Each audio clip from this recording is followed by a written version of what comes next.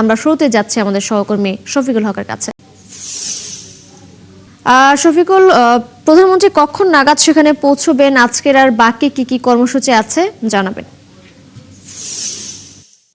শুরুতেই বলে রাখতে হয়, আজকে প্রধানমন্ত্রী হিসেবে দায়িত্ব গ্রহণের পর তারেক রহমান কিন্তু এই প্রথমবারের মতো কিশোরগঞ্জ সফরে আসছেন এবং এর আগে নির্বাচনের আগে তিনি কিশোরগঞ্জ সফর করেছিলেন। তবে দায়িত্ব নেওয়ার পর এটি তার প্রথম সফর এবং ইতিমধ্যে যেটি জানাচ্ছিলেন যে সকাল আমরা যতদূর খবর পেয়েছি সকাল 9:10 তিনি তার গুলশানের যে বাসভবন সেই বাসভবন থেকে সড়ক পথে তিনি কিশোরগঞ্জের উদ্দেশ্যে রওনা হয়েছেন এবং আমাদের কাছে যেই নির্ধারিত তথ্য রয়েছে সেটি বেলা 11:30 নাগাদ এই কিশোরগঞ্জের যেই পাকুন্দিয়ার মির্জাপুরের যে প্রথম স্পটটি যেখানে তিনি জাতীয় মৎস্য পক্ষ উপলক্ষে মাছের পোনা অবমুক্ত করবেন পুরাতন ব্রহ্মপুত্র নদে, সেই স্পটটিতে রয়েছে এবং এখানকার যে সার্বিক প্রস্তুতি সেটি কিন্তু আমরা ইতিমধ্যেই দেখতে পেয়েছি যে সব ধরনের প্রস্তুতি কিন্তু ইতিমধ্যেই সম্পন্ন করা হয়েছে। এখানে ব্রহ্মপুত্র নদের পাড়ে তিনি পাকুন্দিয়া উপজেলার মির্জাপুর চেয়ারম্যান বাড়ি ঘাট এটিকে বলে, এখানে তিনি মাছের পোনা অবমুক্ত করবেন এবং এখানকার যে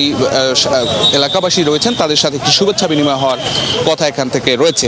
এর বাইরে এই স্পটটিতে তিনি মাছের পোনা অবমুক্ত করার পরে এখান থেকে তিনি যাবেন কটিয়াদি কার্প হ্যাচারি কমপ্লেক্সে, যেখানে আসলে যেই মৎস্য চাষের যে সম্ভাবনা সেই সম্ভাবনা নিয়ে যেই বিজ্ঞানসম্মত উপায়ে মাছের পোনা উৎপাদন সহ যেই বিষয়াদি রয়েছে সেই বিষয়গুলো পরিদর্শন করার কথা রয়েছে এবং একই সাথে সেই কটিয়াদিতেই যেখানে মৎস্য চাষের সাফল্য গাথা যাদের রয়েছে এরকম 14 জন উদ্যোক্তাকে স্বর্ণপদক দেওয়ার কথা রয়েছে প্রধানমন্ত্রী। সেই অনুষ্ঠান শেষে সেখান থেকে তিনি কিশোরগঞ্জ শহরের উদ্দেশ্যে রওনা করবেন এবং যেটি বলছিলেন আপনি যে শোলাকিয়ায় কিশোরগঞ্জকে ঘিরে প্রায় 100 কোটি টাকার প্রকল্পের উন্নয়ন প্রকল্প হাতে নেওয়া হয়েছে, সেই প্রকল্পগুলোর উন্নয়ন কাজের উদ্বোধন সেখানে তিনি ঘোষণা করবেন। একই সাথে কিশোরগঞ্জ জেলা ছাত্র দলের আয়োজনে সেখানে একটি বৃক্ষরোপণ কর্মসূচি হওয়ার কথা রয়েছে, সেই অনুষ্ঠানেও তিনি যোগ দিবেন এবং সবশেষ যে প্রোগ্রামটি রয়েছে কিশোরগঞ্জের পুরাতন স্টেডিয়ামে,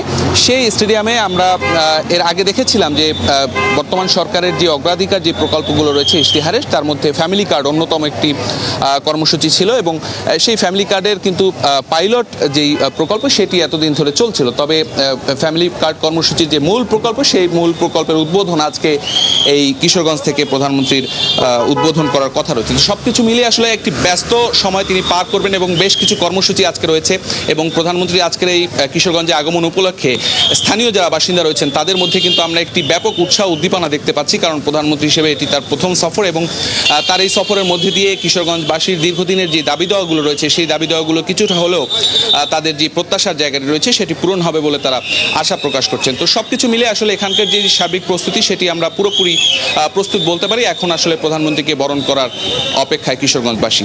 মাজিয়া, এই ছিল এখান থেকে আমার কাছে এখন পর্যন্ত সব শেষ। শফিকুল, ধন্যবাদ আপনাকে। আপনি থাকুন, খোঁজখবর রাখতে থাকুন, হয়তো আবারও ফিরবো আপনার কাছে।